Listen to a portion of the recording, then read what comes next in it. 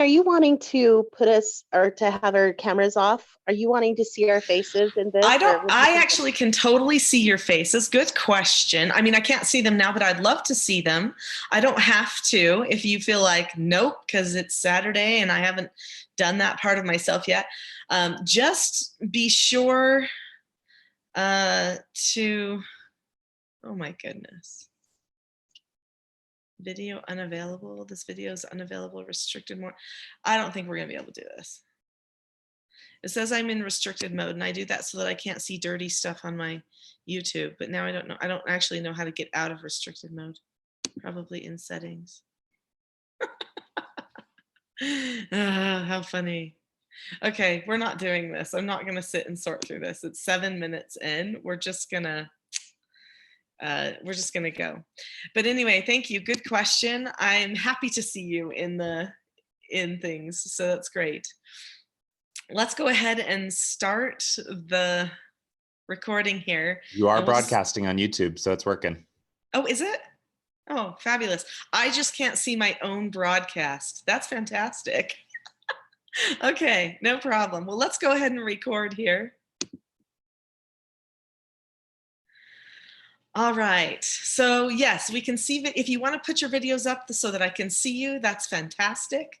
But at the same time, if you're going to be like taking your phone with you or your computer with you somewhere where you're going, and you're going to be like changing your clothes or doing something else you might do in the morning, please keep your camera off and keep the camera turned away from us just as an extra precaution.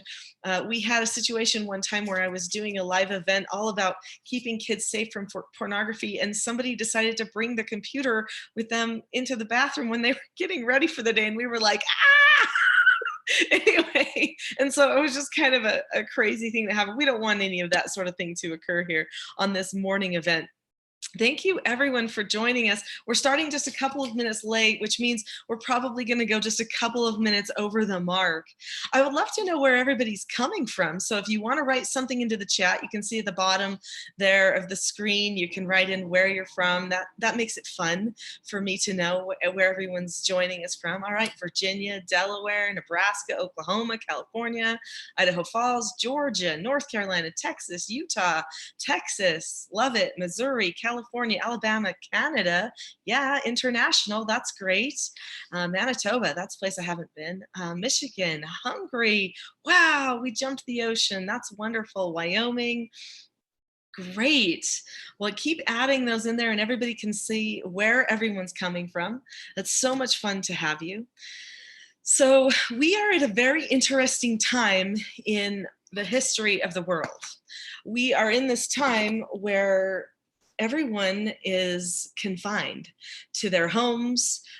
Businesses are changing, canceling, schools are canceling. And so we've got our children home with us when maybe some of us wouldn't normally have our children home with us. And things are seeming a little bit out of the ordinary, right? And so the whole point in me making this was to try to help in that situation. So I've got to tell you, I went to Texas this last weekend. So a week ago, I was in Texas. Yay, people from Texas. And during this conference that I was at in Texas, where I was speaking, things got canceled and I had to come home. And that was the time when everything here in the United States started changing, because of government mandates and shutting things down, school and such and all that kind of thing. And that was a really interesting feeling, kind of an ominous feeling, like what is going on? Yeah, thank you. I was going to go to Greenville this weekend. I was supposed to be in Greenville, right? Today, the last couple of days I was going to be there, and I'm sorry I didn't make it there. Thank you for coming with us. But I got to tell you something cool that happened right before I went to speak in Texas. And I feel like this is the spirit behind why I'm doing this whole thing anyway in the first place. Oh, I forgot to set my timer so that I self-govern and only go 45 minutes. You know what that means? I might go a couple of minutes over that. We'll try my best to stick to self-governing on the time there. Anyway, when I was on my way to Texas, I looked down at my shoe and I thought, okay, I've got this strap on my shoe that has been mostly broken for a year. And I don't think I can go to Texas and then the next week Greenville and then the next week Missouri and just keep doing, conference after conference for these 3 weeks in a row here with a shoe that looks like it's going to break. And I thought, why have I been dealing with this for so long? And so I'm sitting in the airport before I even leave on my flight for Texas, and I'm looking for people who could fix shoes in Dallas. Like I thought, okay, I'm going to land in Dallas. I'll find a shoe repair person. There's got to be one in a town that size. And so I found this little guy and I gave him a call and said, hey, are you going to still be open when I land? And he said, yeah, for a little bit. And I said, okay, well, I've got this shoe. I've got this problem. I'm coming in and I need to wear these shoes. And he didn't speak very much English, but he said, okay, sweetest little guy. Probably originally from Mexico or somewhere. And anyway, and I said, okay, well, I found him and I went into his shop, which looked like something out of the 1950s at best, maybe even the 1930s. He was an older guy. I mean, shoe repairman. How many people do that anymore, right? So it was an older trade. And, he had all these really old machines and old pictures on the walls. And I mean, it just looked like this place has never been renovated, or if so, it's been so long ago, he's just kind of living out the rest of this job until he's done and he retires for good or whatever. And I bent down and I took off my shoe and I handed him the shoe. And he said nothing to me. I said, oh, I'm the lady that called and here's my shoe. He said nothing. He just took my shoe. And then he went back to his back room and I heard some machines going for just a quick second. And he came back out and he said, how's that? That's what he said to me.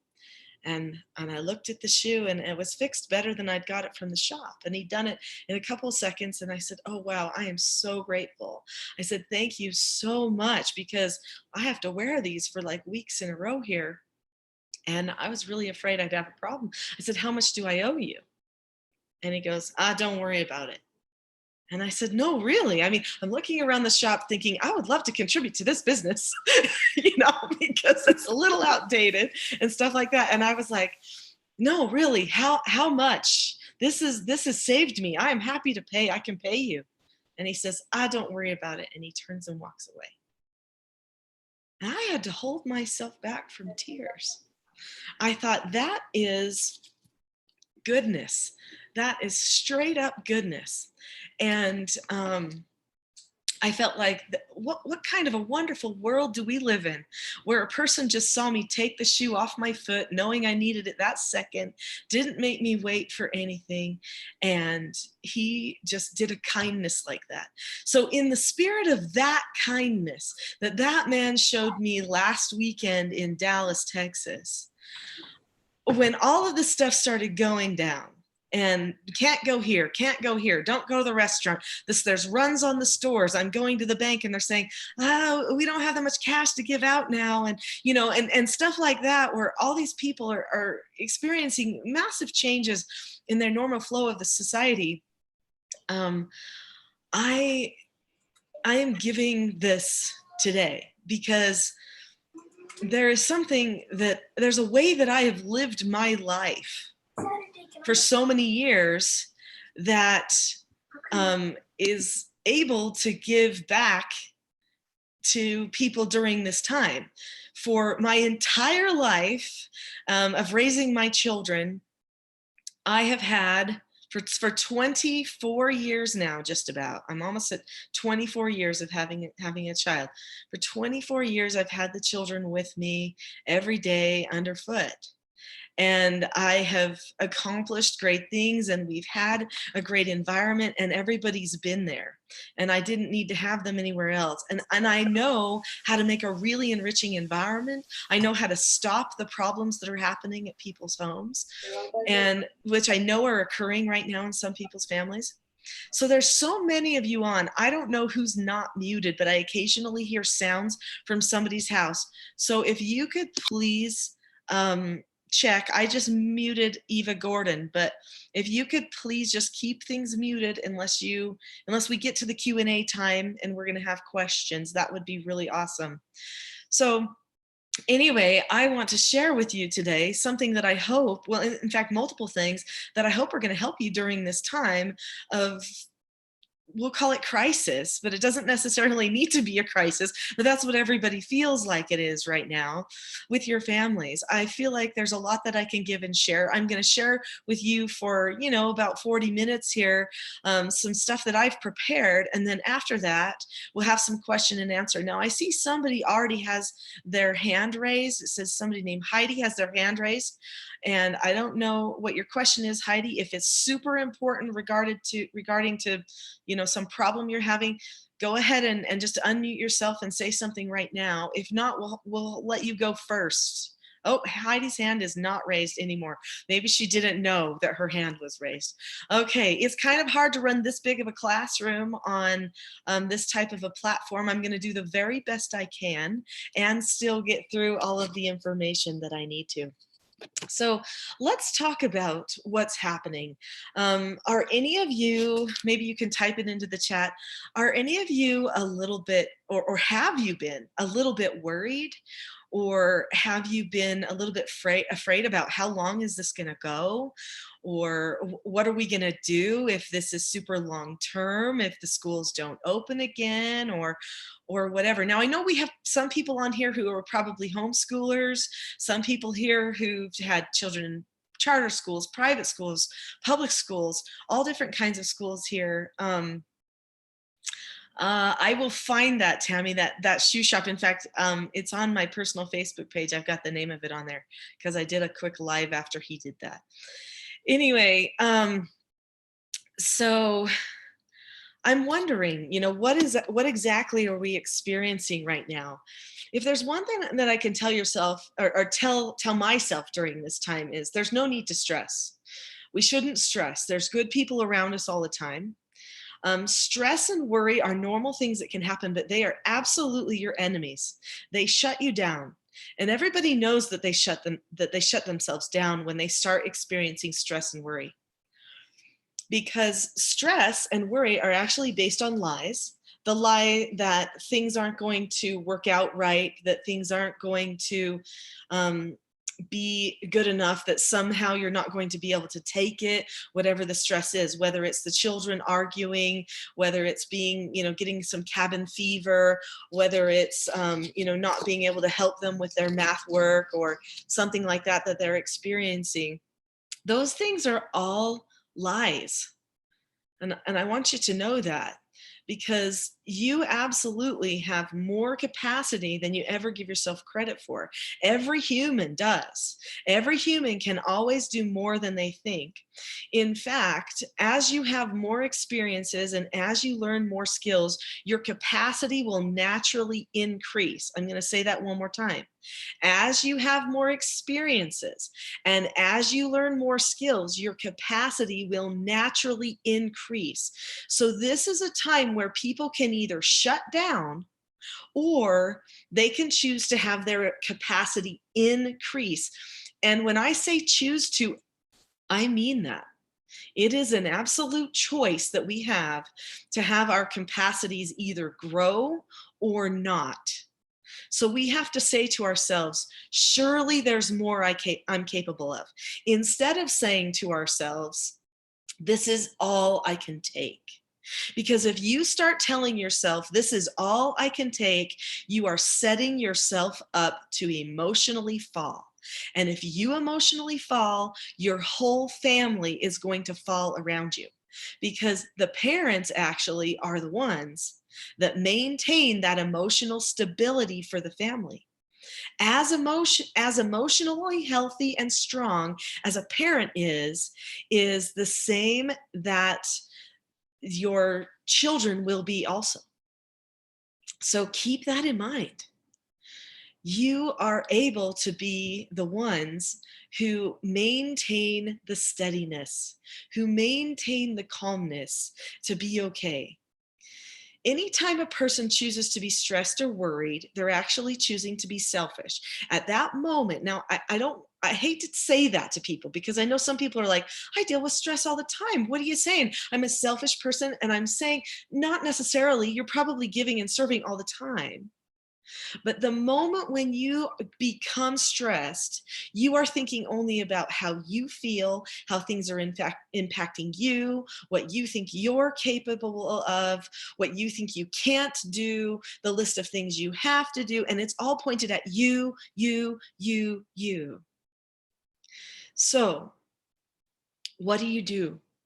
What do you do when you're feeling stressed or when you're feeling worried? Because it can happen during these times, and we can't let it occur. We have to stop ourselves from those feelings. You can say, whoa, that's stress. So the one thing you need to know is, how do I feel stress? You've got to ask yourself that. How do you feel stress or worry? What happens to you? Do you get a certain thought that pops into your head? Do you start getting tense in the neck? Do you start pacing around? Do you start getting short-tempered with people and not listening to what other people have to say? What is it that you do? Now, back it up. Whatever that thing is if you know you get short-tempered, then probably the thing you need to back it up to is, when I'm thinking to myself, I don't have time for this.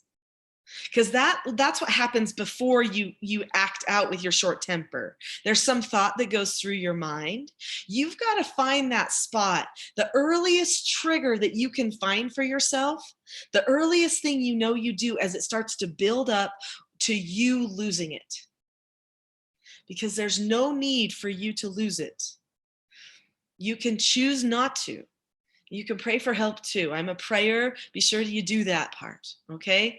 But find that thing. If it's the thought of, I don't have time for this, or this is taking too long, or whatever it happens to be, use that as your trigger and tell yourself, the moment I think that thought, I will stop and I will take myself to my calm place. You've got to have a plan. What is your calm place?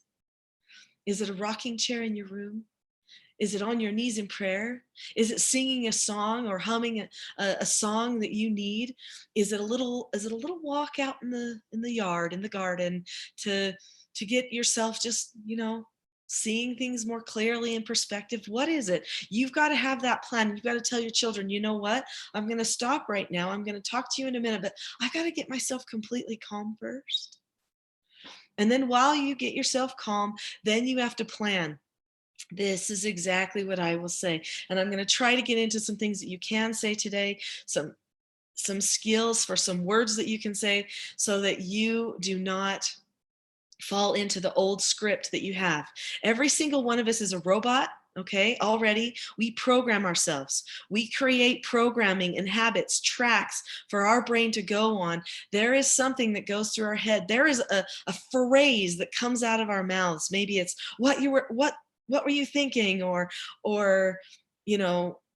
why are you having such an attitude? Or there's something that we say regularly. We programmed ourselves to say that. So we have to program ourselves to say something different than that. We have to choose how to handle it differently. And probably we're missing a little bit of skill development.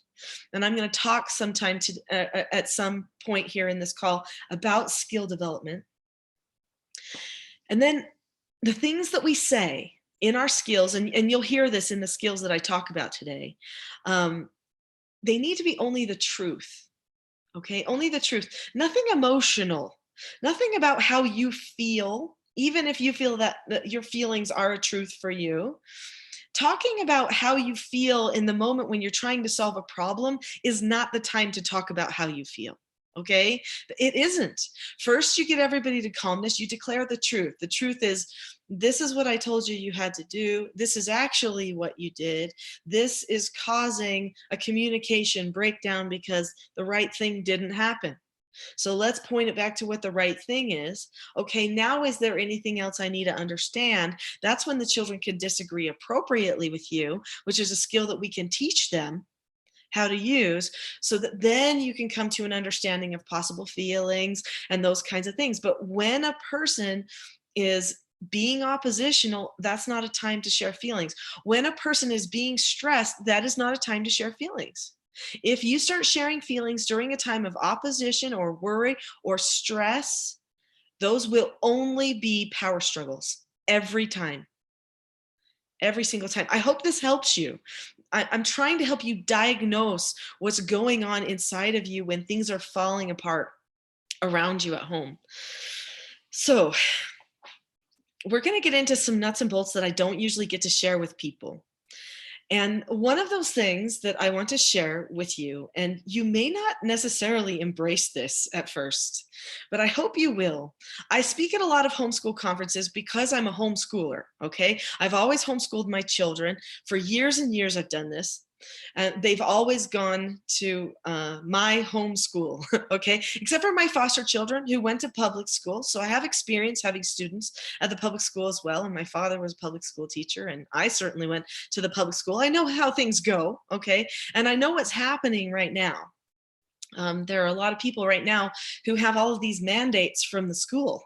Okay, you got to do this with your children. You got to do this and this, and they got to turn this in, and they got to submit this, and they got to check that they actually saw their class for today or whatever it is. And basically everyone has turned, like all the people who've been doing, say, public school or charter schools or private schools, they all now are online schoolers. Okay, but I want you to consider something. And this is something that I always share with people. I always say every single parent is a homeschooler. Whether they like it or not, every single parent is a homeschooler. You are the ones that get to show your children what it means to live a fulfilled adult life. That is your sacred post. You get to do that. It's a beautiful thing.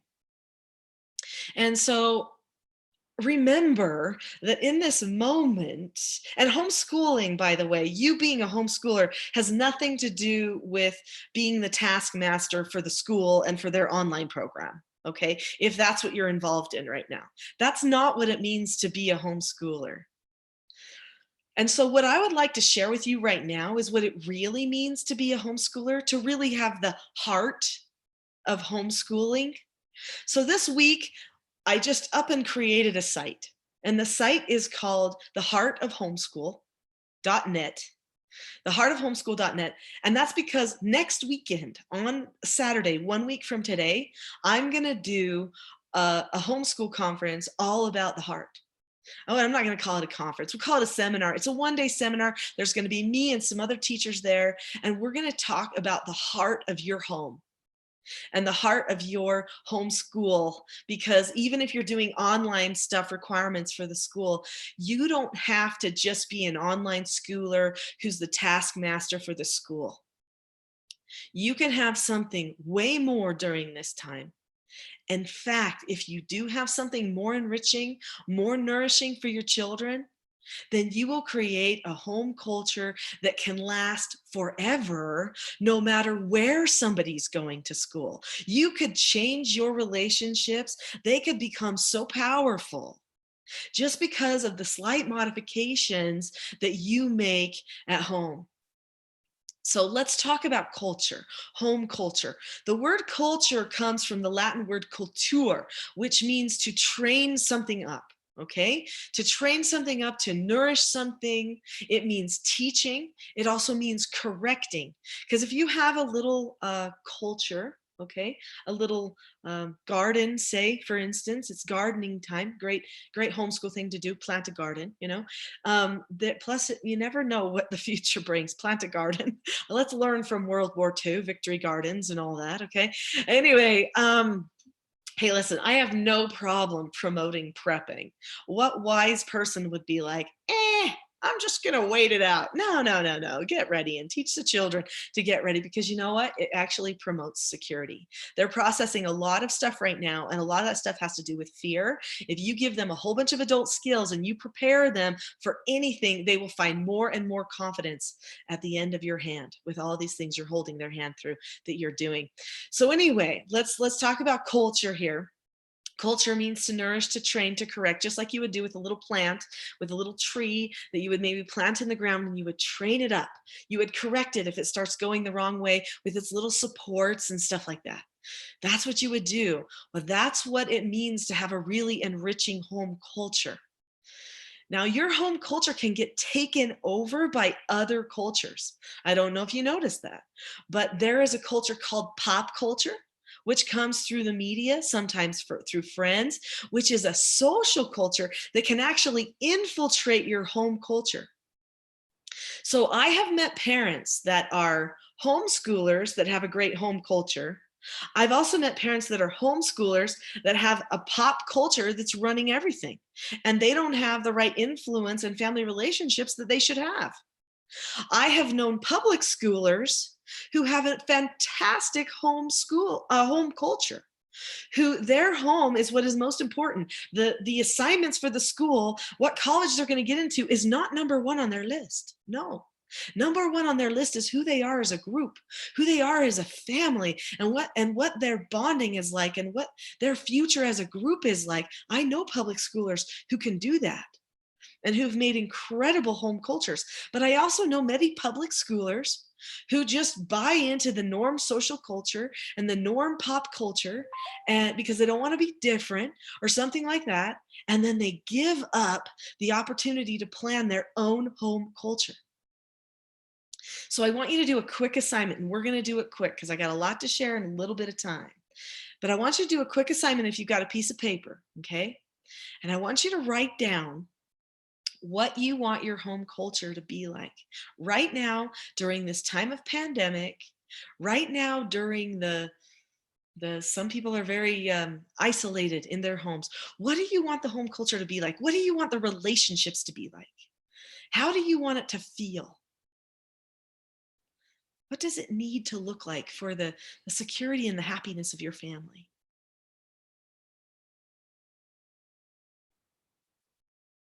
Let's take a second and write that down. Maybe some lists of words are going to come to your mind. Just write down those lists of words, you know? It doesn't have to be, and don't be afraid of adding more than 5 things on your list, okay? Wonderful, thank you. You're writing things down. Now, the next question I want you to ask yourself is, what is your end goal going to be if you are the primary educator of your children, which right now you are? Because even though the school is saying, do this, do this, do this, you are the person with your hands on the ground. You are the person talking about the assignment. You are the person scheduling the day. You are the person telling everybody when things are going to happen and when they're not going to happen. You are the educator right now, whether you like it or not. You cannot take the post and let the children run wild, or you can take the post. So what is the end goal of the education in your home going to be? Whether they go back to public school some point or not, what is the end goal going to be for you? Let me tell you my end goal. Years ago, when I was doing foster care, because I did foster care for many years for troubled teens, I decided they're never going to be perfect. And my own children are never going to be perfect either, because children just, well, they're not perfect. That's how it goes.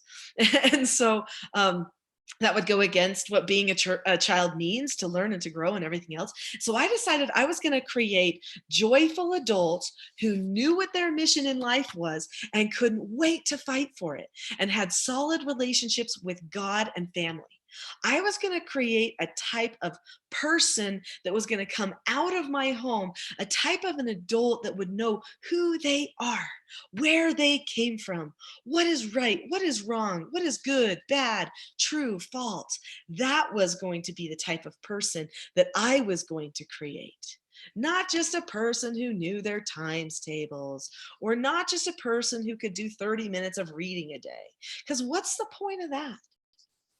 What's the point of that? They need to be a good person. The assignments for the school cannot be the goal. The college can't be the goal. A perfect child can't be the goal. The type of adult we are creating has to be our goal. How many times I've asked myself, do parents unintentionally ruin their relationships with their children and create contention in their homes because they are working to accomplish somebody else's goals? The school's goals, the pop culture's goals, the society's goals, the government's goals. What are we doing? That's called giving up your identity, giving up your role as a parent. I have a whole book on roles called Roles, because so many people seem to be forgetting who they are in the lives of their families. And I didn't realize that was such a problem until I wrote this book, which is the main one I'm known for my parenting stuff, Parenting a House United. When I wrote that, I realized people kept asking me questions that they didn't really know what their role was. And why don't they know what their role is? Because they're giving it up to something else. to the child, maybe. So let's talk about our family culture. A family culture has 3 aspects to it, basically. I mean, I'm summing it up. You could add more aspects than these 3, but I'm going to give you 3 main categories for the family culture. There's subcultures to the family culture, or aspects to the family culture, and we could break them out to even smaller cultures. But for brevity, we're going to hook it into 3. So if you think of others, don't think I don't know them. Just think I'm hooking them all together, okay? Number 1 is the academic culture. So let's talk first about that. In your family, whether you homeschool or public school or whatever other kind of school, you have an academic culture for your family. There's a way that you see learning. Usually part of this academic culture is your spiritual culture, okay? That would be another culture that you could say that you have, but I'm hooking this into the academic culture. The way you believe, what you think is right or wrong or good or bad, those kinds of things. That's part of your academic culture. Part of this academic culture is going to be things you do every day, like scriptures, prayers, theological discussions, that kind of stuff. It's going to be one of the ways that your family surrounds yourselves with light and truth and things that are good. It's going to be the things that inspire your family to become better people. If there is one thing you should teach your children academically, meaning appealing to their logic, it's why and how to be a good person. Why and how to be a good person. That's important. That's more important than math. I would rather have my children know how to be a good person and love that than know trigonometry or even geometry, even though I think geometry is pretty awesome. But I would rather have them know that. So surround yourselves with light. Okay, that's important. In fact, in our family, the very most important thing that we do every day is called our family canon. And this is where we pray, we read scriptures, we say our family mission statement together, and we maybe even work on memorizations, maybe scriptural memorizations or other documents, proclamations, things that we might memorize together as a family. That is more important than anything else we do the whole day, more important than eating food, more important than chores, more important than anything. If we don't cover any other academics the whole day, but we did family canon, then I feel like we have been a success. Sorry, my arm keeps going up and down and all over the place because I've got some notes that I'm trying to actually follow so I stay on task here. Anyway, so spiritual culture. The second part of our academic culture is our liberal arts, okay? And that's the part that most people think of. So liberal arts is reading, writing, calculating, speaking. Those are all the kinds of things that we associate with school. And those are important. They are important for a person's future freedom, for them to be able to express ideas. But do you know what leads to success in these things more than anything else? The speaking. Oftentimes with our schooling, with our children, we say, go do that writing, go do that math, go do that reading, and we never talk about it. We just check it off the list. It's the speaking that promotes more freedom than anything else. How do I share my ideas with the world? What am I doing right now? I'm speaking to you. I'm telling you the things I know and that I understand. That is what all powerful people do. You look at people that get elected to office for president. There have been some people that have become presidents where I'm like, if you hadn't studied how to get a good speech, no one would vote for you. It's the truth. Speaking is that important. And guess who teaches a person to speak the very most? Not the school, the home. And that means you have to be discussing all the time, reading, discussing, writing, discussing, figuring, discussing. Disgusting. That's funny. I said the wrong word. Anyway, okay. So maybe it is disgusting sometimes when you discuss. And some of the children won't like it at first, which means you have to be willing to sit there in silence and wait for them to come up with something. Okay, the second part of your academic culture, or not second, we're at third now. Third part of your academic culture is your life skills. These are your adult skills. Things you can't learn other places, like how to fix the car, how to grow the garden, how a baby grows and develops when they're a baby. If you've got little ones and you're like, I can't do this, I've got toddlers. If you can do this with you when you have toddlers, you could be a homeschooler forever. Trust me, if you can nurse and read to a child at the same time, you can homeschool forever. Okay, that's the hardest time of life to do any of this. Teach them how to start a business, teach them to, have a podcast, to make food, to sew clothes, to do basic mechanics, to build things, teach them skills. These are all things that are academic that the schools hardly touch. Do you realize the the ability that you have right now as the homeschooler of your children to teach them things that will light their fire like nothing they can get on those online assignments? Nothing. Do a photography class. Do something exciting. And you don't have to have read a book about it or have a degree about it. You've taken pictures. Show them how. Do something awesome. Use the filters on your phone. Have a good time. Post something every day, everybody's picture of the day. Anyway, another part of your academic culture is projects and goal setting, okay? So working on projects as a family, setting goals together as a family, this is super important. It's not something that the schools excel at, okay? So have them set goals for themselves. We have these meetings, we call them mentor meetings, where I meet with the children each week and we set goals for themselves in the different areas of their life, and then they plan, this is what I want to do. You can do that right now. You don't have to be Nicolene Peck, and you don't have to be already been a homeschooler to do that. And if you already have been a homeschooler, maybe you want to do it too. Anyway, so have a meeting with your children and make goals for themselves and take on big projects. You've got all the time. Nothing is taking your time right now. Get out the macaroni and do something with it. Start with necklaces when they're like 4, okay? Then move on to like telescopes. I don't know. Do something with the stuff that you've got. I mean, toilet paper rolls can do almost anything, right? We know that. Anyway, learn the stuff that you want to learn. I think that's the most important thing that I could say academically.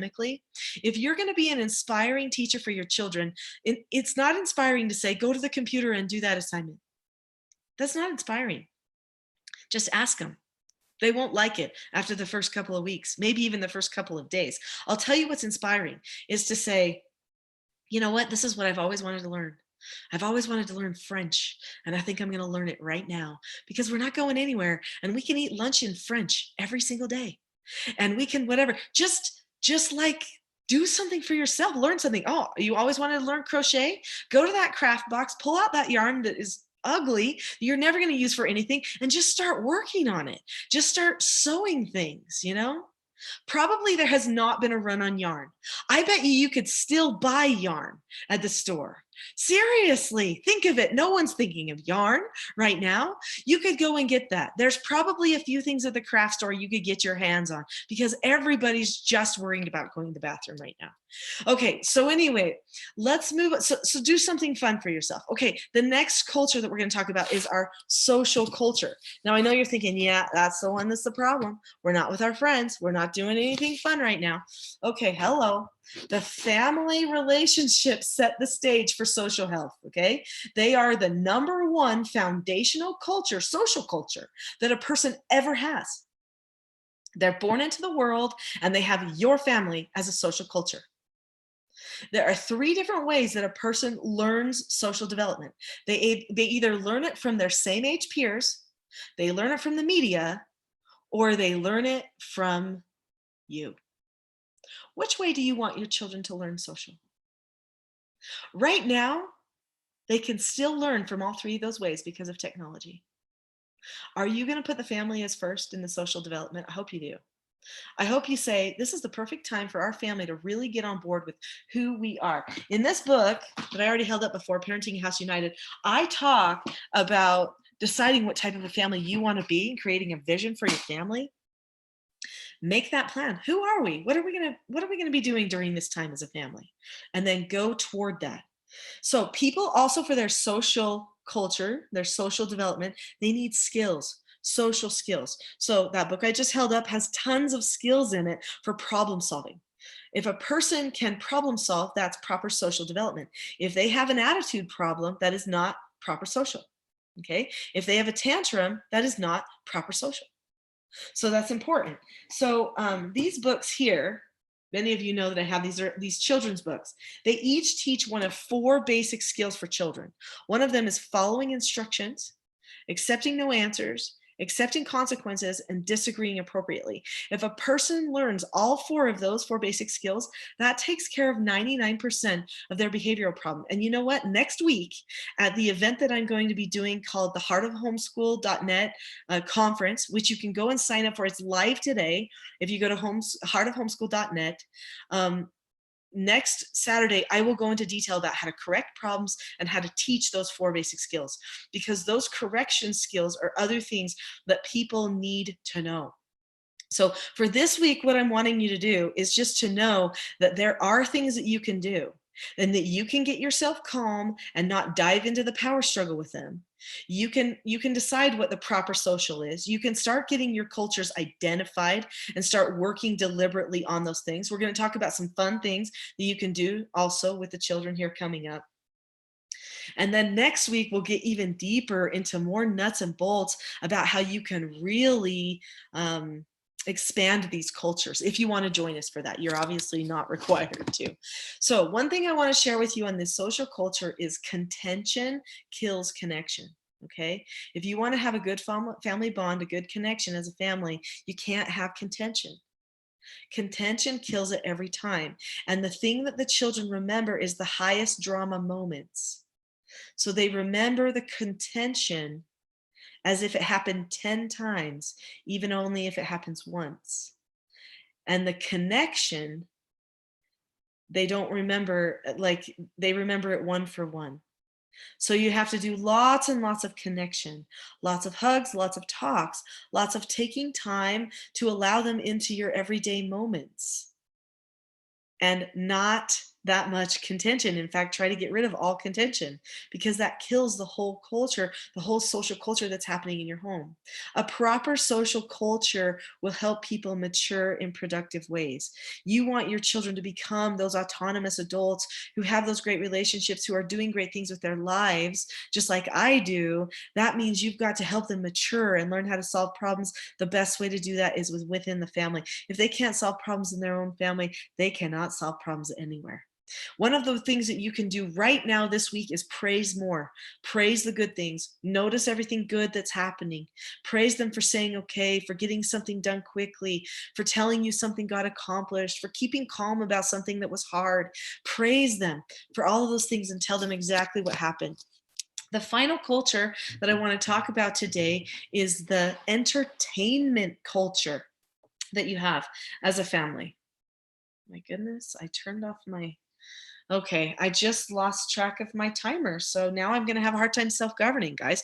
I'm going to do the best I can. I'm trying to keep track. Anyway, and I know we started a few minutes late, so hopefully we'll end here pretty close to on time. Entertainment culture. So now leisure is an interesting word. In the old days, leisure used to just mean what you did when you were off work. And for many people, leisure meant study. It meant reading our books, having family discussions with each other, working on a family project. That was all considered leisure. Nowadays, when we think of leisure, we think of like what I call fat dogging it, like kicking back and doing nothing, you know? That's what we usually think of as leisure now, like, oh, somebody serve me, entertain me, stimulate me. And we just turn to pudding and then we put on a screen. We've got to be so careful about that, because the screens bring a whole new culture into our homes. And so be careful about what you're going to be viewing, you know, always, so that it doesn't destroy your culture. Make sure you discuss any differences in culture that you see in these shows, even if your kids are like, oh, Mom, do you have to discuss everything? And I do, you know, that's just like who I am. I'm not doing my job right if we're not discussing. So sorry, we're going to have a little talk about this, you know. The whole point is that then when they get older, they have this like, oh, you know what? I see that. I see that. I see that. Who taught them to see? You. Your discussions taught them to see. So don't worry about if they act like they don't like the discussions. So what do you do for entertainment if you're not going to do screens that much, which I hope most people are choosing during this time? I know that's a hard choice to make when we're home a lot. And usually when we're home, maybe we watch screens. I hope you're playing more. I hope you're planning fun events to have.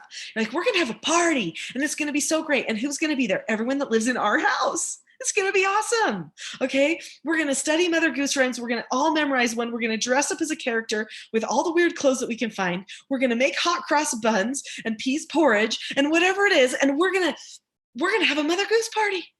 And we're going to play Mother Goose Mad Libs. And we're going to play, have a party, have a big event. You don't have to do that somewhere else or with someone else that doesn't live at your house in order for it to be awesome. And I know because I've done it for 23 years.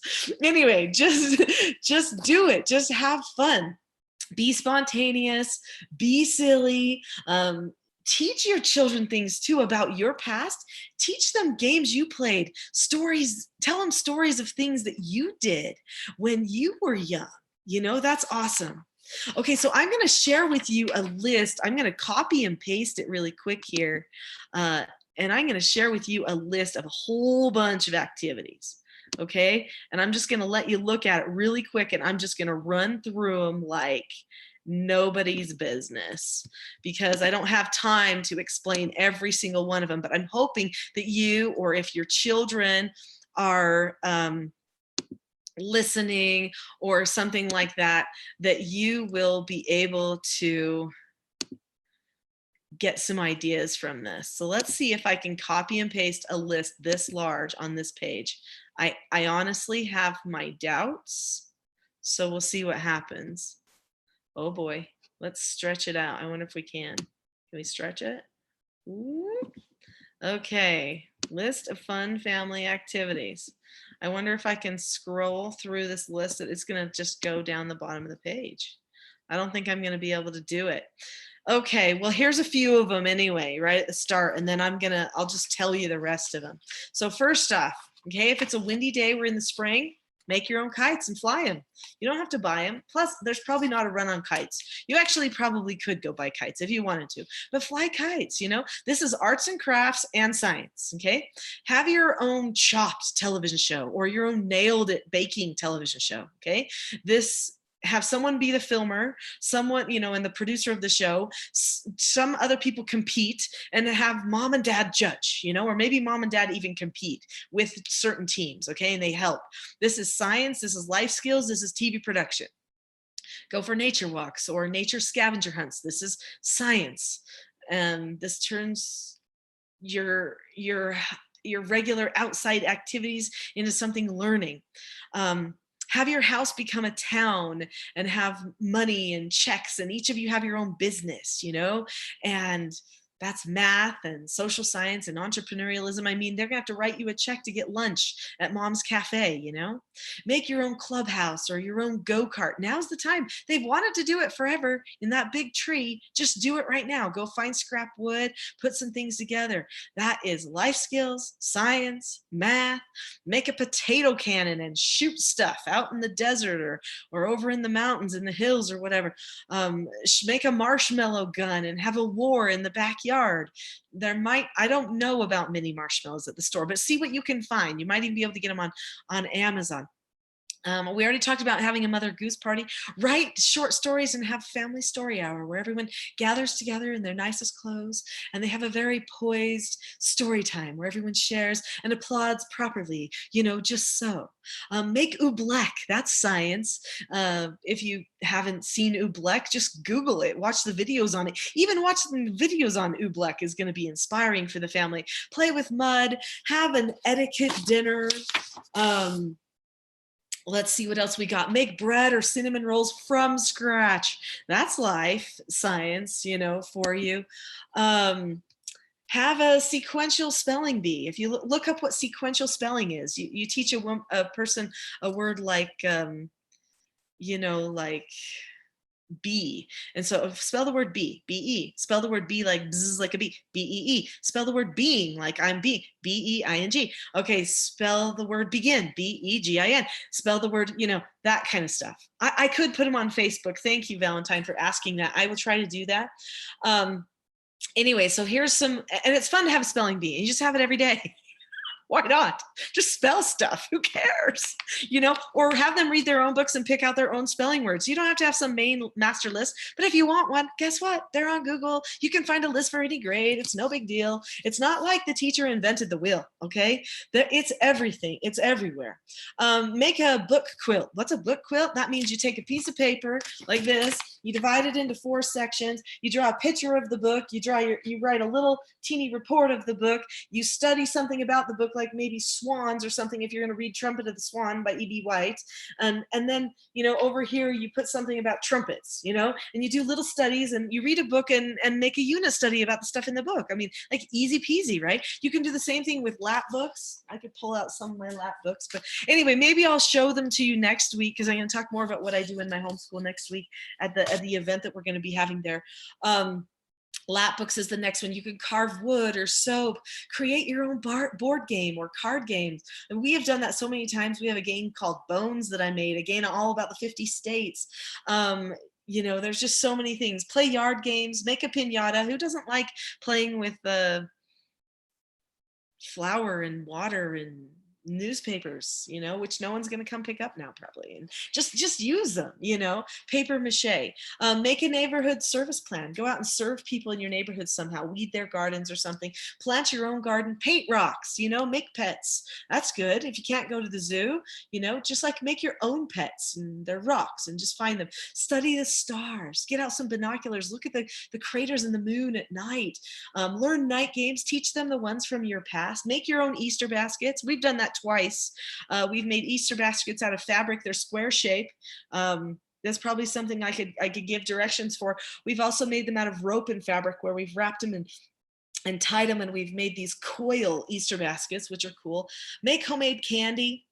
Make a rock or a bug collection, start a family podcast, start selling things on Amazon or eBay, write letters to people, grow a butterfly, make salt dough, eat weird things, you know, make foods from other countries, have your own geography days where you study different places, memorize all the countries on a continent. See if you can do that for the next couple of weeks. Soon you'll have the whole world memorized. Your children will like ace every history class they ever go to, and they'll know what they're reading about when they say in Nicaragua, blah, blah, blah. They'll be like, I know where that is. It's right here, you know, and they'll actually know something. That's kind of cool. Anyway, read and discuss. And the most important thing you could do, I could star this a million times, is to read to your children. Read them a story. Pick books. Do you see where I'm sitting here? Here's books. Okay, lots and lots of books, even more books, you know. Read books to your children. And pick the ones out that you feel like they wouldn't necessarily pick themselves. Have it be something fun. Oh my goodness, I unplugged my computer by lifting it up for you. Anyway, pick something that you think that they think would be fun, but something that like has some substance to it. There's a difference between a classic book that makes you a better person, you know, like reading Archimedes and the Door of Science, or The Red Scarf Girl, or A Little Princess, or something like that, and reading something that's twaddle, okay, that really doesn't make you a better person in any way. And so try to read something meaningful and have good talks with your children about it, and read other inspirational things. The last thing I want to share with you is about scheduling. Okay, you need to have a plan for what you're going to do here with this schooling. If you just kind of like wake up whenever you wake up, and then you tell them they have to go do stuff, and then by the time you're done telling them everything they have to do, it'll be like time for dinner or time for bed, and then you'll be like, well, that was exhausting and certainly not fun. Okay, and so that can't be your day. Your day has to have some planning. Your day has to have some spontaneity. Now, I say planning as a person that is not really a planner. Okay, I'm a live in the moment type person. And do I love to sleep in? Yes. But do I sleep in every day? The answer is no. In our homeschool, we decided that we could have 2 sleep in days, Thursday and Saturday. And that's what we had for a long time, Thursday and Saturday. Pick your days that will be sleep in days, and the other days are not sleep in days. Get up at a certain time. Have a time you start certain things where you say, you know what, the school day will start at 9 a.m. And when you say the school day will start, that doesn't mean they go to their computers and do their assignments necessarily. What that means is you're going to sit down and have that spiritual time as a family. Maybe you're going to have a devotional or something like that. You're going to pray together as a group. You're going to plan what's most important for your family. And you're going to talk about what fun things are going to happen that day. And you don't have to be planning a birthday party every day, but you can just say something like, today we are going to make sugar cookies and we are going to shape them in the shapes of letters. And we're going to spell our names or whatever, I mean, if you've got young learners, that is a riot. They love stuff like that. Or today I'm going to teach you how to make salt dough. But before we do that, say if you have a few things you have to do for the school, say, before we do that, we're going to take 20 minutes and we're just going to go and say, we were here to our class. And then we're going to type in whatever you need. And guess what? I'll help you. No big deal. That's not the most important part of their day. The most important part of their day is what they're getting from you. The people are always more important than the to-do lists. We've got to remember that, or we will kill our children's love of learning. We'll kill their relationships with us during this time where we have the greatest opportunity as a world to have more freedom in what we learn and what we tell our children is most important. Do you realize the opportunity that we're getting? This is so exciting to me. So exciting. So I mean, I guess you can see how excited I am, but I'm so excited because I'm like, freedom, finally freedom. Everyone thinks right now they don't have freedom, but this is ultimate freedom. You get to pick what they learn. You get to pick what you do with your day. No schedules, no meetings, no work for most people. You get to pick all of that for who knows how long. You get to set a new normal.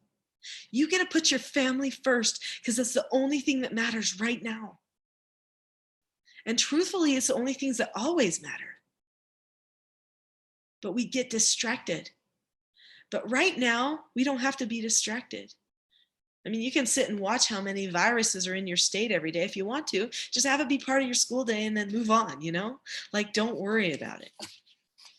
So have a meeting and say with the group, what are we going to do with this? What do you want to do? What are the fun things that you want to do? And then you make a list of all those cool, fun things you want to do, the books you want to read, the things they want to learn about. Maybe they've always wanted to learn to crochet or sew.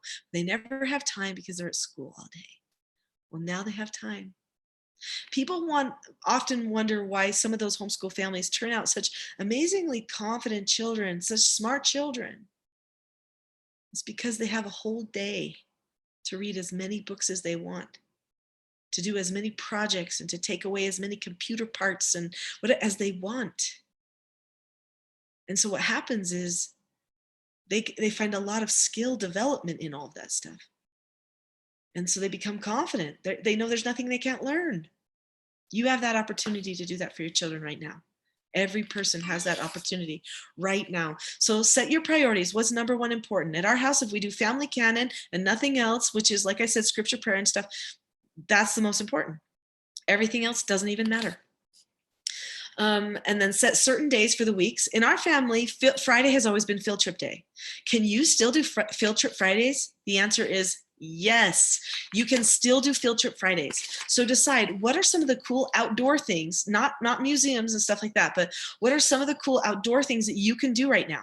Okay, you can go on hikes, nature walks, make leaf collections, study different plants. You can get books that tell you about different birds that are now going to be coming into your area, stuff like that. And you can go and watch things, study things. You can dig a hole in the yard and turn it into a fort and cover it over with something, You can be like, let's test roofs. Let's do a grass roof. Let's do a wood roof. And let's do like a tin roof with this leftover for sale sign that we found in our garage, Like, let's figure out what is the best roof that we should put on it. Let's go outside and measure our house by measuring the shadow that it casts at a certain time of day. That's an actual mathematic and scientific thing that you can do, and it's a field trip. You can also go to somebody's house and you can sing to them. You can go to, wherever, but something outdoors. There's places and things you can still go and visit. Go see petroglyphs, go hike a rock, go, paint a picture in the woods, go do something like that. and get all your supplies together that you can do. So now what I usually do is I do my family canon, then I do my family school, which means I'm going to read to my children and we're going to discuss and learn whatever I think that they should learn. Okay. And then we usually hit about lunchtime or maybe right before lunch. And then what I do is I say, okay, so what are you going to accomplish today? So remember, we had these meetings, these mentor meetings. We have them every Sunday at our house. We make a plan for the week for each child, and they'll look at their meetings, or they'll think through what they know they have to do because of their meetings that they've had and the things on their schedule. And then they'll say, well, this is what I'm going to do today. I want to get through I want to get through this many math lessons. I want to read this book. I want to, whatever it is, they'll list all those things out.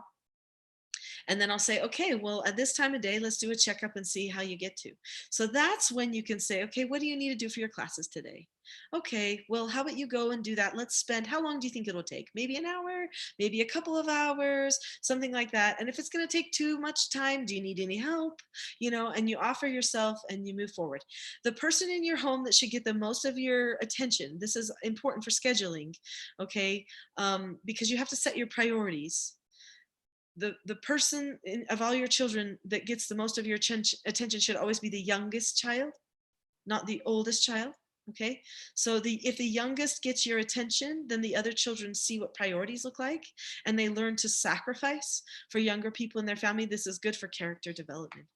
I could go on and on and on. There are so many things that we could talk about. My time is done, and I even went over my 45-minute mark just a bit. In fact, we have hit an hour from when I started. I'm sorry about that, but we're going to have some time for some question and answer. And so if you have any more questions, and if we want to get into some more things, we can. I just really want to leave you with a final thought, maybe, because I know maybe everyone's not going to stay for question and answer time. But you are meant for this. I get a little emotional when I think about it.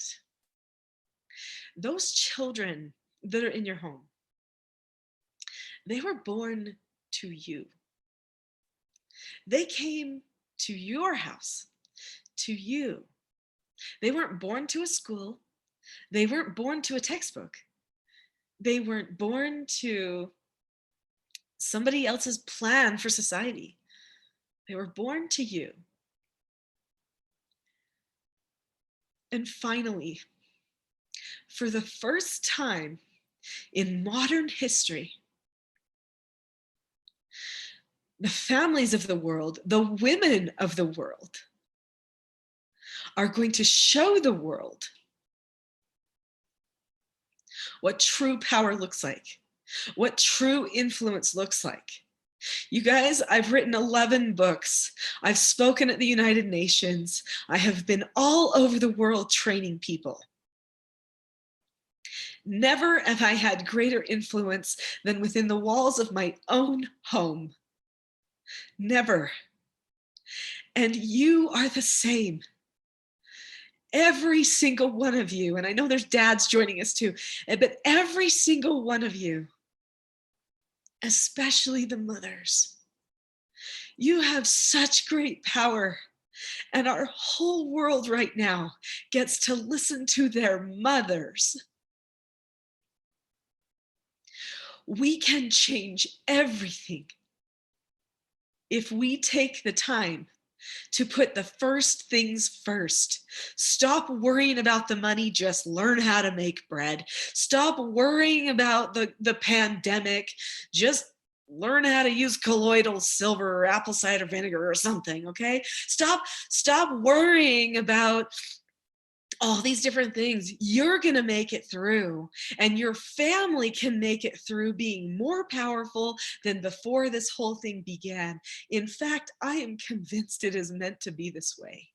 I look at this whole thing as a global blessing. Sure, there's hardship, there's death, and there's sadness, but look what you get to do in your families right now. We are going to post this for everybody to see in the world. It is my hope that it will go to the world. I'm giving this because parents, women, This is what the world needs to heal, not a vaccine. This is what every single person needs to find peace and security. They need a parent that's willing to do the hard thing of make a strong family culture. Next week, with no time to spare, on this day, we are going to have another event, a seminar. A Heart of Homeschool is what I'm calling it, seminar, because every parent is a homeschooler right now. And I hope that you will join me and that you'll tell your parents about it. If you go to heartofhomeschool.net and you join this event, it's going to be a one-day event. I'm bringing in some of the best as well as myself, and we are going to talk about some of the nuts and bolts that I couldn't cover in this short amount of time. I'm also going to answer some of your questions right now. You guys, spread the good news. Embrace this and be happy. The good news about family. Family truly is the most basic and fundamental unit of society. It says that in a UN document and other great documents. The family is the most basic and fundamental unit of society. That means it's even more important than church. It's even more important than work. It's more important than everything, and we can do this. All right, I know some of you might have to go, and you can if you want, but if you want to stay with us, I'm going to answer people's questions. Sorry for going over just a little bit. Sorry for crying like a baby. I just couldn't help myself. Anyway, okay, so we have a lot of questions that have been submitted in the chat. I don't know if I'm going to get to all of them or not. Let's see what I can figure out here if I scroll through the chat. Okay. Let's see here. Can I email the list with some more information? I will try to email out the list of fun activities, okay, for you, or I'll post them on Facebook somewhere or something like that. I'll do that, and then we'll give you even more stuff next week. Somebody says, my struggle is to not get overwhelmed and actually have the courage to do things that make messes. So you might be more of a perfectionist mentality, and you might like to have things clean in order to think clearly. Some people are like that. You know, we're all built a little differently, right? She says, I'm hoping I can have enough energy for all that, plus meals and cleanup. I suppose I have to let go of the illusion of control. Ha. Yes, maybe a little bit, not really. Just control yourself. That's the most important thing. Let go of the illusion of the fact that you could control everything that happens around you. They're all learning and growing, and that's going to happen all day, no matter what. And so, yeah, you can't control all of that. You can't make them turn into what you want them to be. They get to choose. It's part of being human. It's just part of the experience that we all have. But I could give you a little tip there, and maybe the tip is hoping that you have energy for meals plus cleanup plus everything else. Clean as a family, work as a family. Say, we're going to do 30 minutes of cleanup. Here's your jobs. You know, you do that, you do that, you do that. Or we're all going to clean this room together right now today. Other things that I've done is I've said, okay, we're going to clean before each meal, and we're going to have like a 60-second pickup, and I'm going to count to 60, and I notoriously do it kind of slow. And we count to 60, and we clean up everything we can in the area, and then we eat our food. So we can start again after we eat our food with, you know, no pickup. Here's the other thing. They can go outside for a minute and ride their bikes or something like that in the yard while you make a food thing, if you have to, you know, that's fine. Or they can just help you. Just teach them the culinary arts. There's that too. And I know some people, like, you're just not used to having them help you with everything, and it takes way longer. And you know what? You're right. But you have the time. You're not going anywhere. Like, you have the time. We all have the time right now. So just take the time. Make fancy things. Make them together and eat them. So don't even worry about having time for cleanup and food, because food and cleanup can be part of your school. In fact, they should be part of your school. They're life skills, and that's part of the academic culture that you need. Okay, the next one says,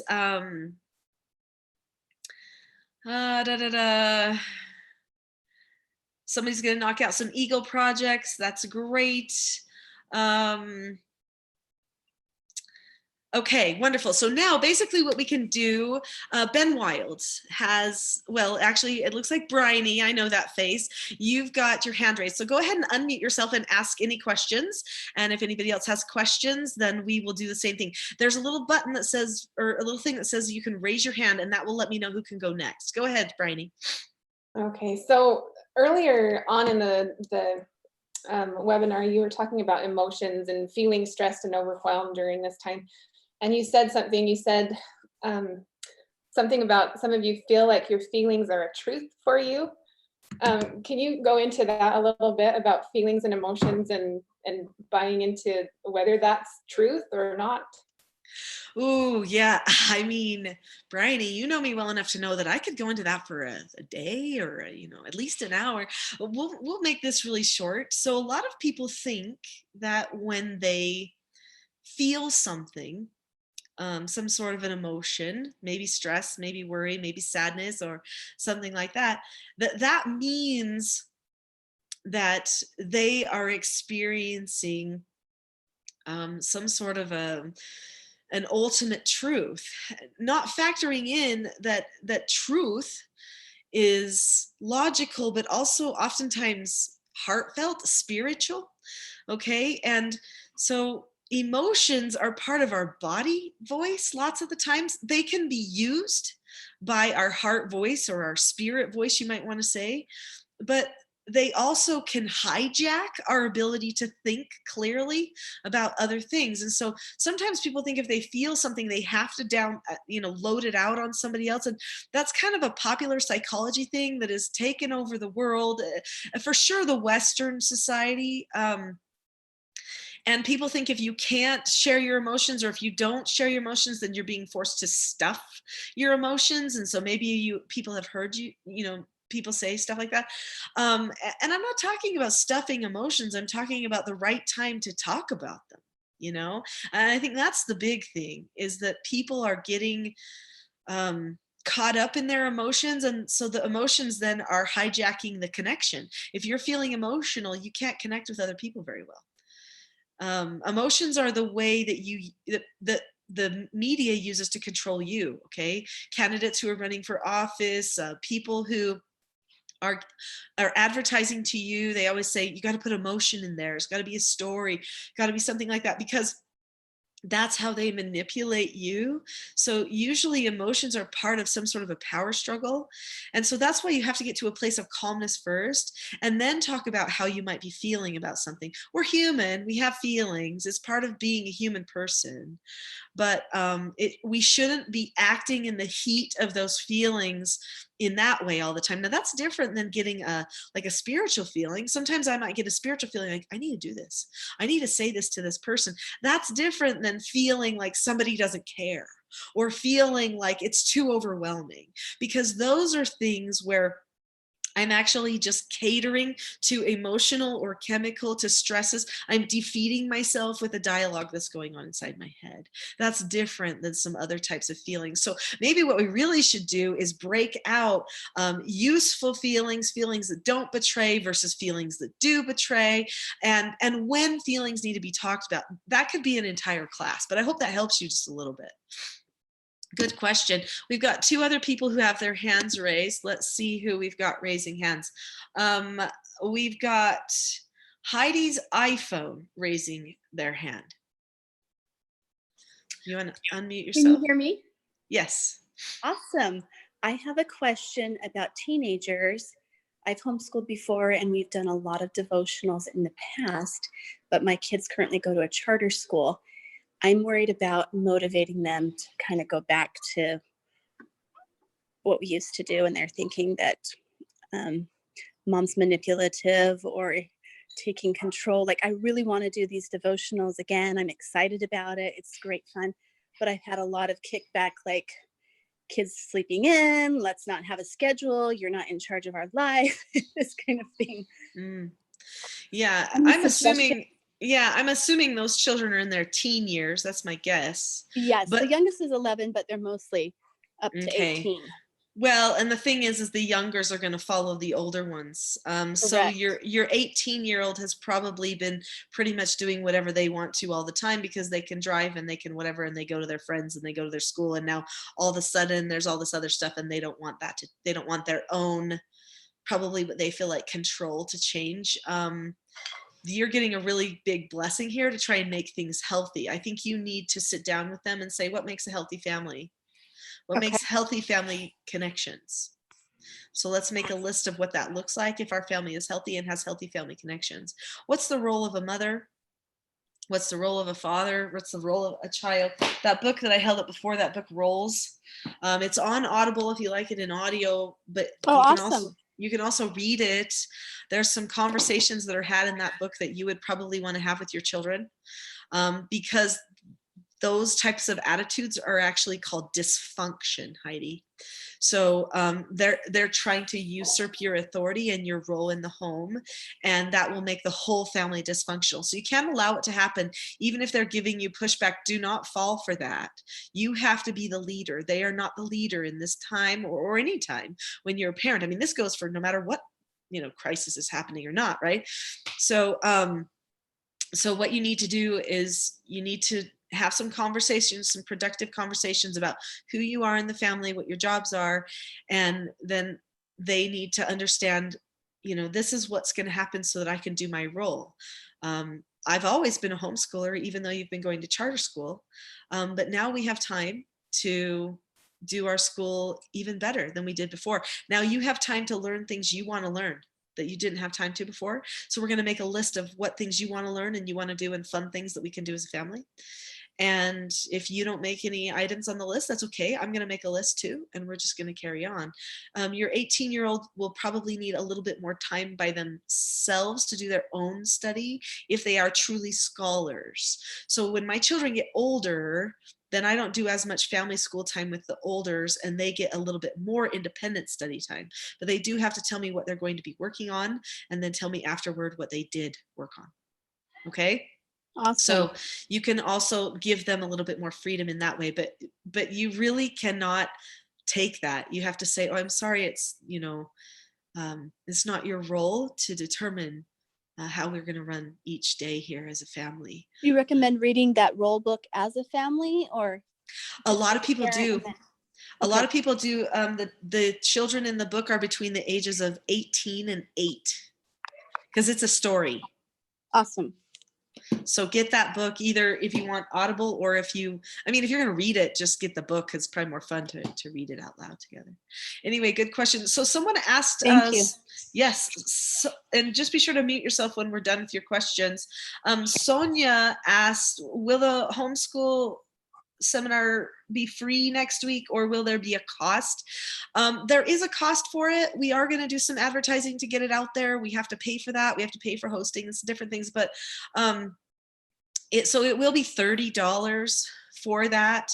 Obviously, if there is someone in extenuating circumstances, they can contact me, and I'm not going to turn anybody away, but it's $30, which is super cheap. And so if you go to heartofhomeschool.net and you register there, it's $30 for next Saturday.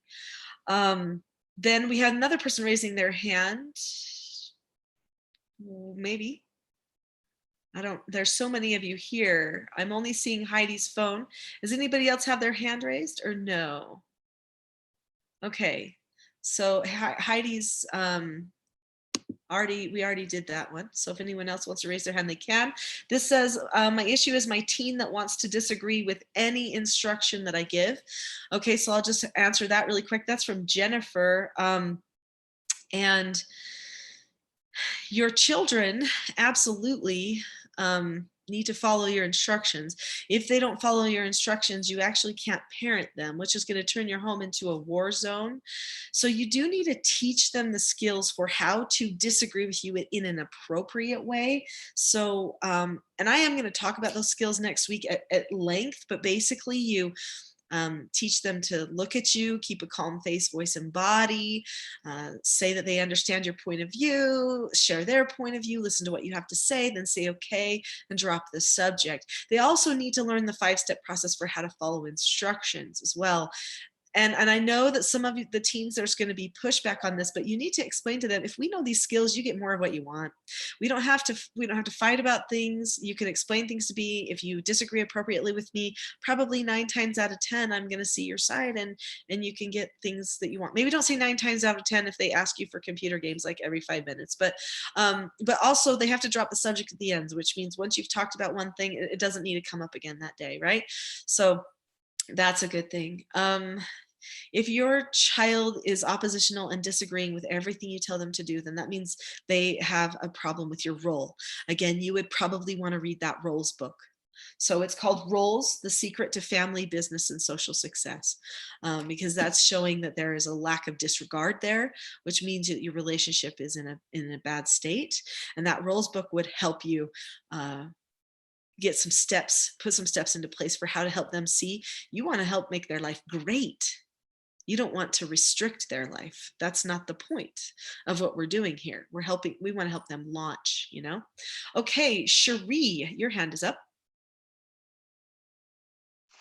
Okay, I have 2 questions actually, one for you and one for David Eggertson. So he just has to listen for a second. I'm not exactly sure he's on, to be honest. Oh, He was no. like, Nicolene, I have a service project I have to do today. I'm not sure I'll be on through the whole time. So he may or may not be here, but you can try and see if he'll ask. Okay.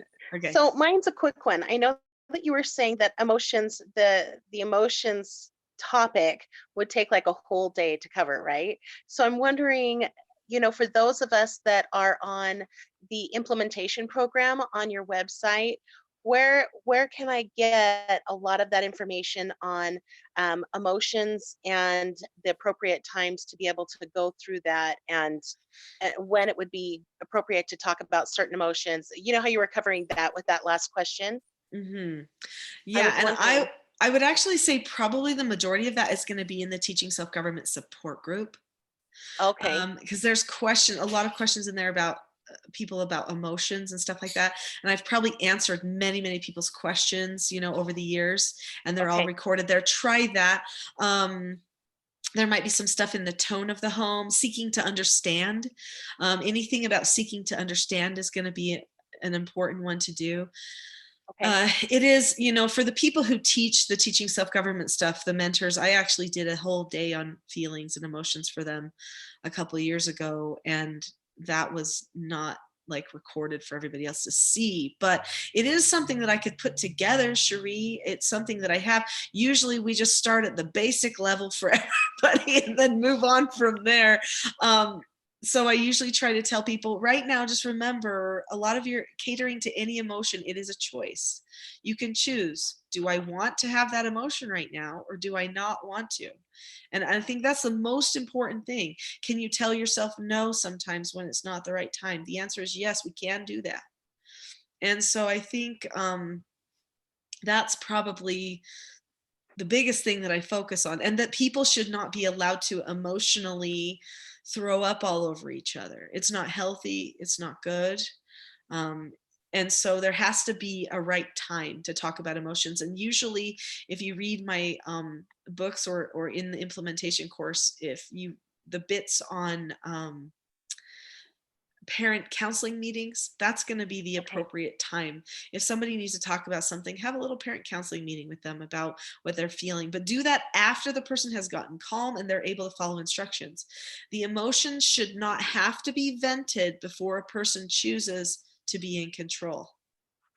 We need to discuss feelings, but that doesn't mean that it has to happen first just because they feel it right then.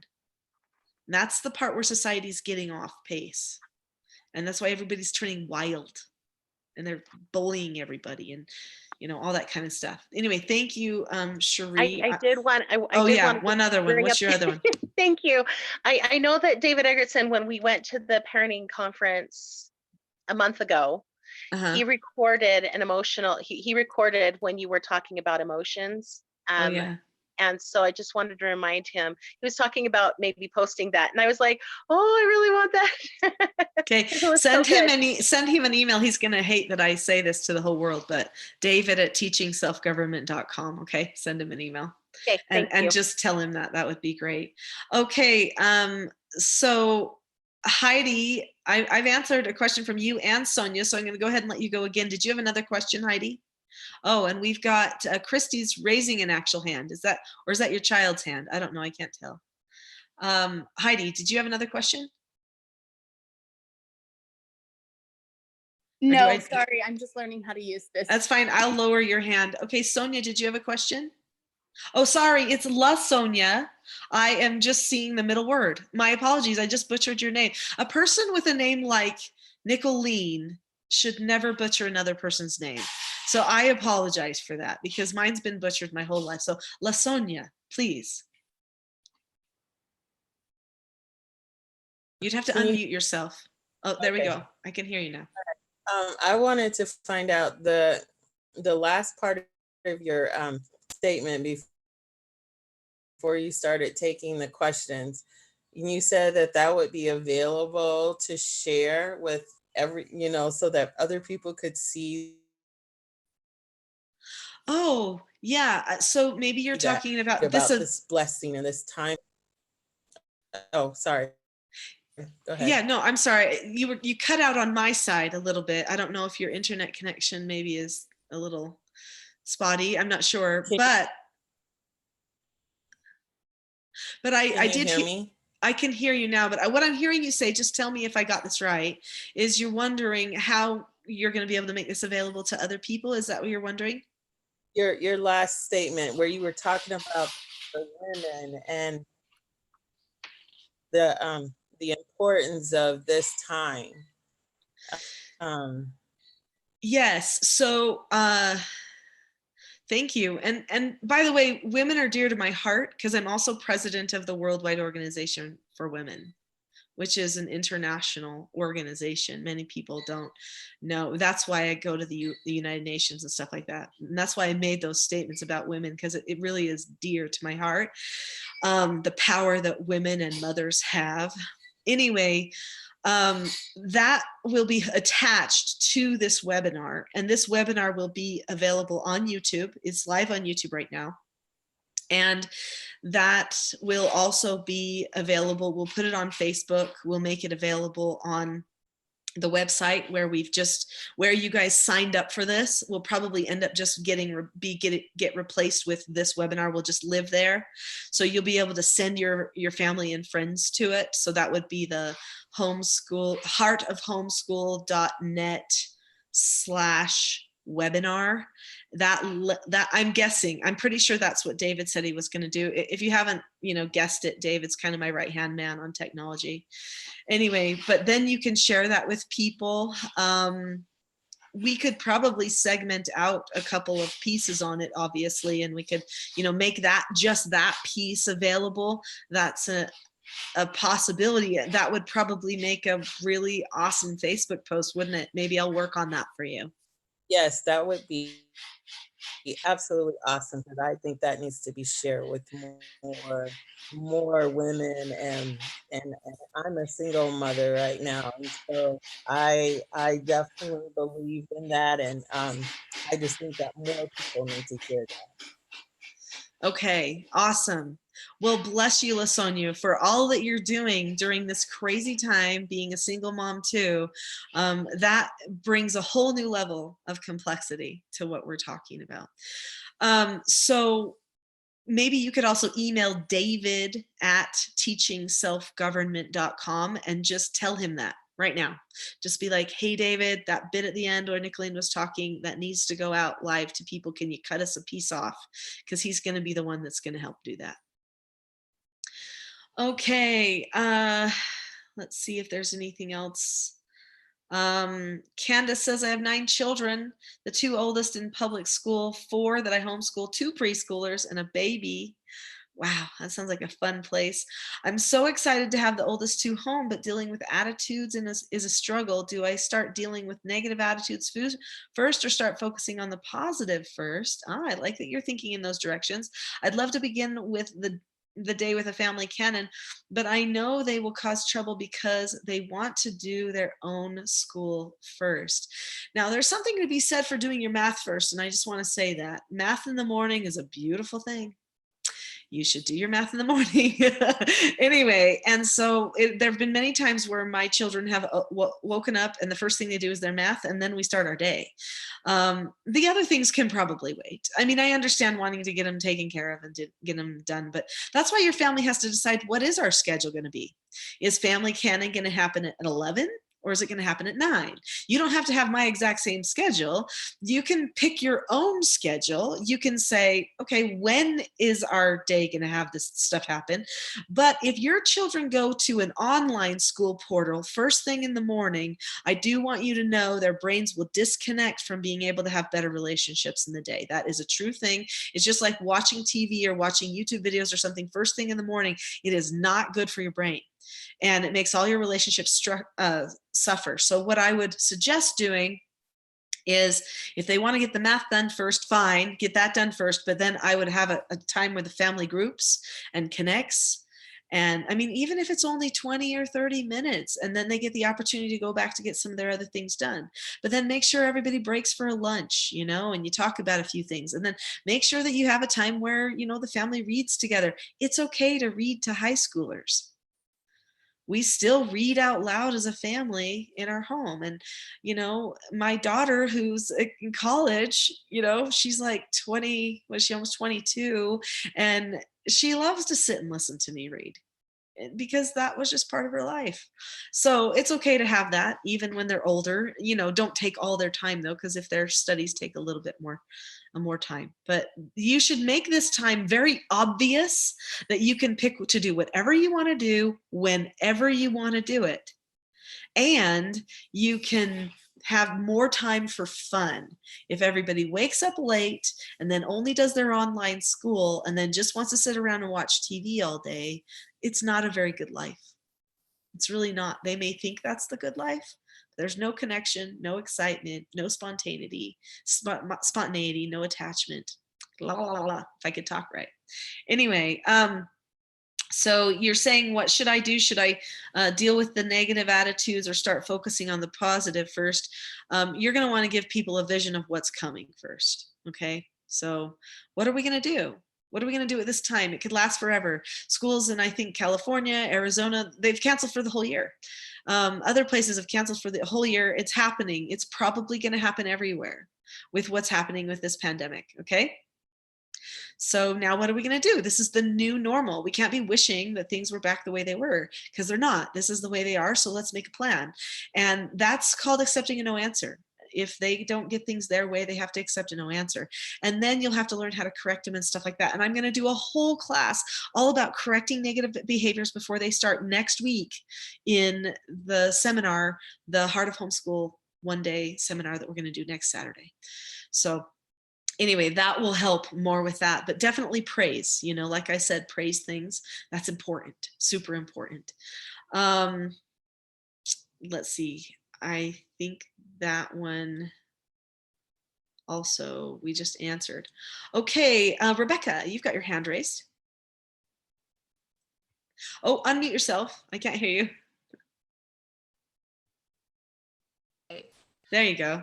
Yeah, hi. Why do you call it family canon? It's not a big deal, but I was just curious why you call it family canon.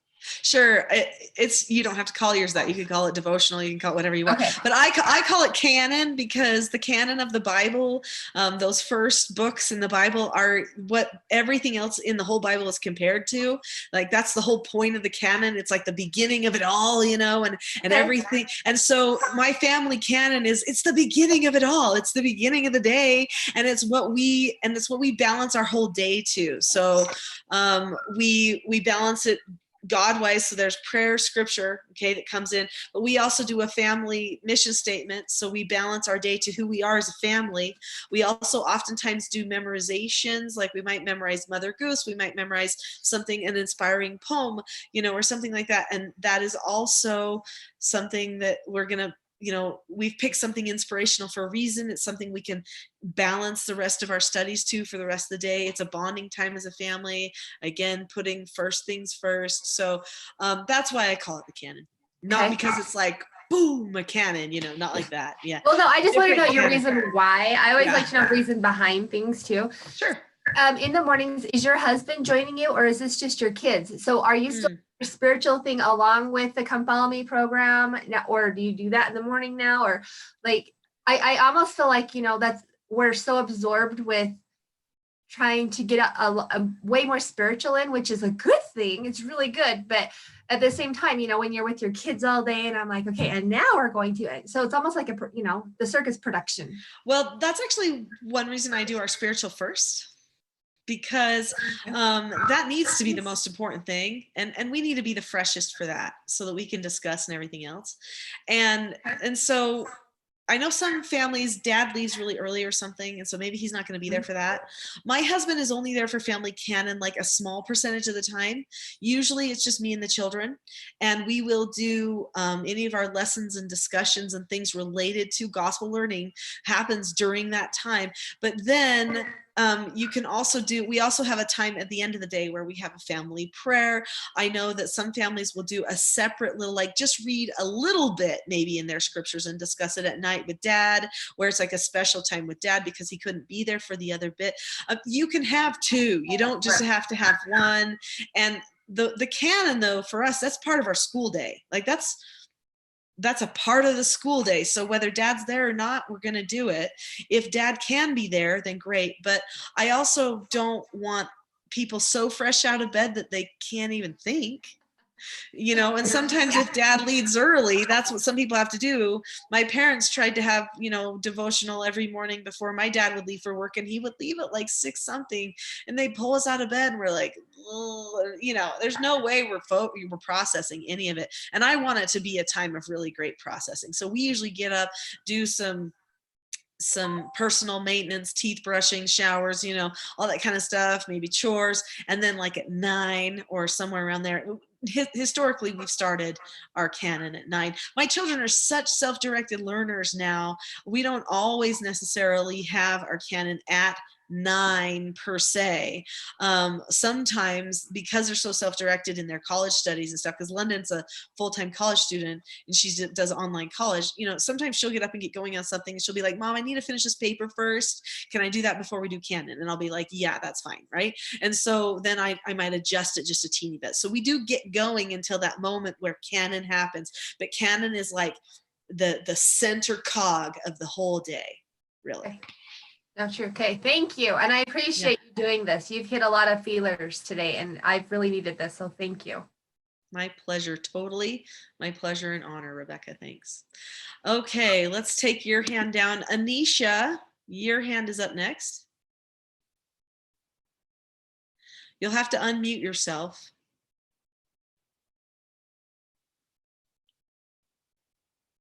Anisha Hill, are you still with us? Maybe she's handling something. Okay, here's another question while we're waiting for her. I have lists for the kids to do every day, and we do homeschool and family reading, but when they're done, I allow them to watch movies. Is that setting up screens as the fun thing? Ooh, this is a good question. Or is that a nice downtime to allow them after doing their work? That's from Laura. Laura, great question there. Your intuition is right. You are setting up the screens as the fun thing. And so you're going to want to be careful about that.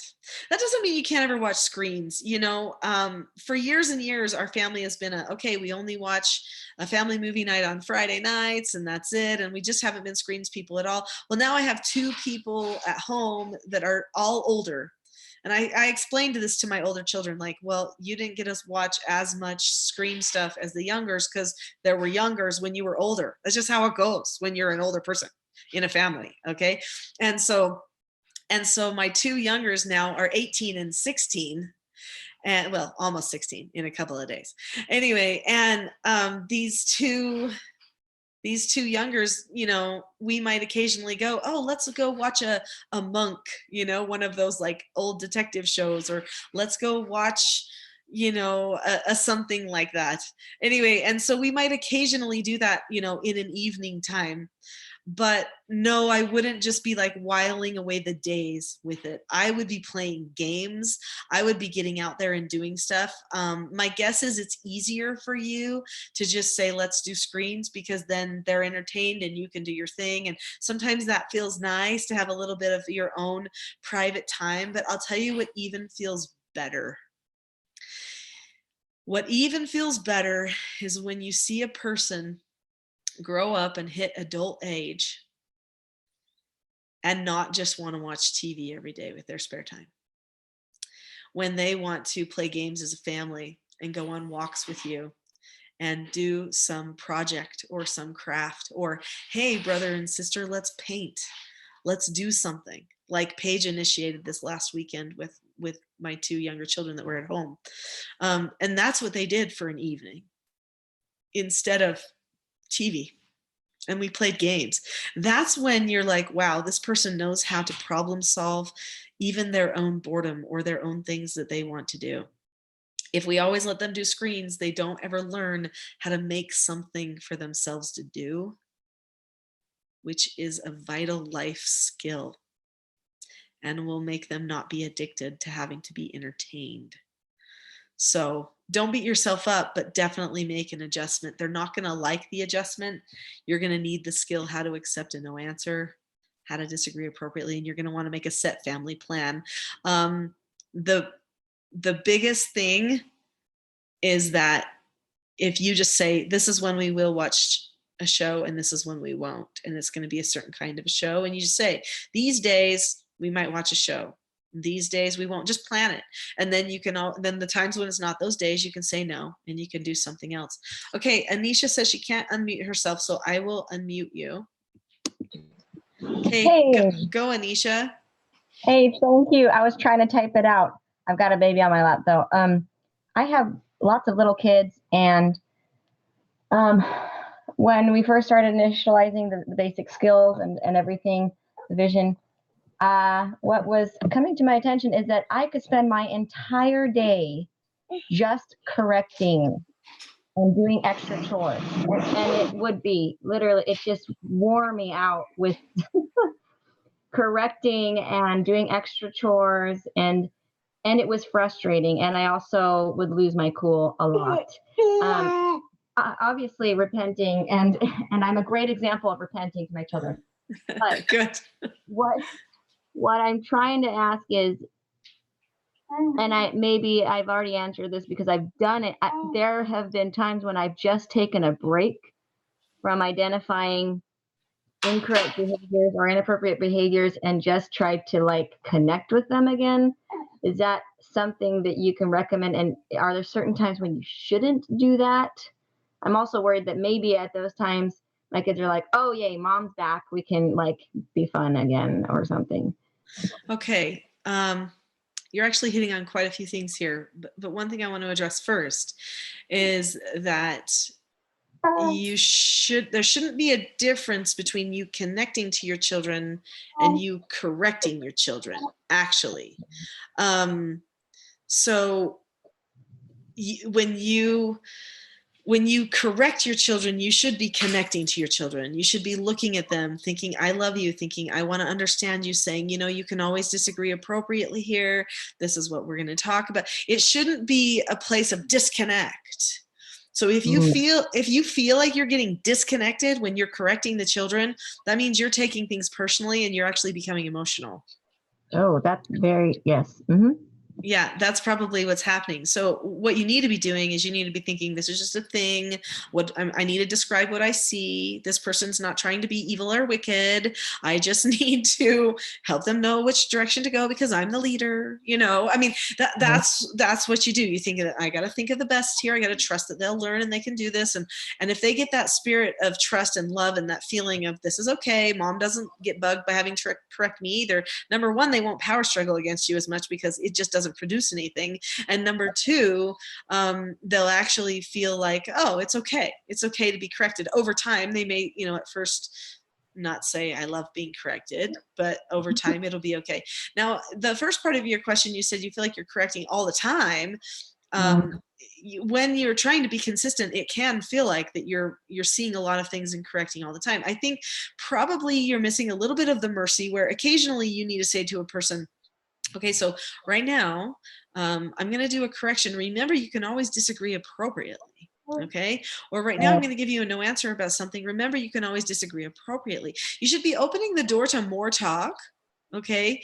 Instead of just trying to shut somebody down. Correcting isn't about shutting somebody down. It's not about taking control. Correcting is about helping a person recognize where they're at and then switch course. And so if you can see yourself as a guide instead of a person that is just like snapping down the hammer all the time, because if you feel like you have to be the heavy, you're going to get emotional every time.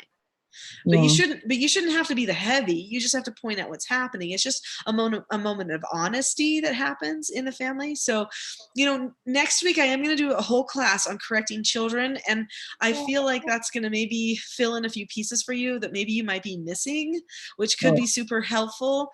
If you are going to join that event, that could be a helpful thing for you. I think the biggest thing right now is describe, don't react. Okay. Describe, don't react. That's important. Just describe what you see happening and what should be happening, and work through your corrections with a tone of description instead of a tone of reaction. Okay. But keep correcting and being consistent, but don't be like so meticulous that you're like, I saw your eyes shift to the side. You're clearly not looking at me. Like don't go crazy. I mean, because a person, sometimes there's something catches their eye and then they'll look at you again. And then, that doesn't mean they're being disrespectful. If they're looking at you and they're trying to do everything else, sometimes I think we try to like make it too much in our heads too. So be careful about that. I mean, you have to be enough understanding in the process of correcting and consistent all at the same time. So that it actually helps the person forward instead of feels like they feel like they're getting shut down all the time. So good question, super good question. That looks like that's kind of our last question, and we really have hit a point in time where we need to be done with this. And I'm glad we were able to get this live on YouTube. I appreciate everyone who stayed with us and joined us for the question and answer session that we had here at the end.